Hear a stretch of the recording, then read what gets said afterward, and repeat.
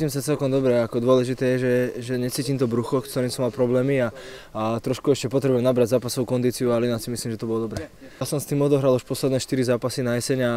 ja neviem vlastne, prečo sa mi to stalo, ono to zrazu z ničoho nič začalo bolieť a vlastne ale bola sezóna, tak sme to riešili nejakým spôsobom cez lieky a takto, tak som to dohral, ale stále to neprechádzalo vlastne a mysleli sme, že pomôže na to kľud, tak vlastne celý december som prakticky nič nerobil a prišiel som na začiatok prípravy s tým, že to bude dobré, ale vlastne hneď na prvom tréningu sa mi to znova ozvalo, takže sme to museli riešiť a pán doktor mi vlastne pred sústredením pichol niečo a potom som bol vlastne v Prahe u toho pána Koláža a on mi vlastne pichol 2 injekcie, každý týždeň jednu a potom vlastne už som sa pomaly zapojil do tréningu a už ma to nebolelo odtedy. Je to už lepšie, lebo výhoda je, že som mohol aspoň behať,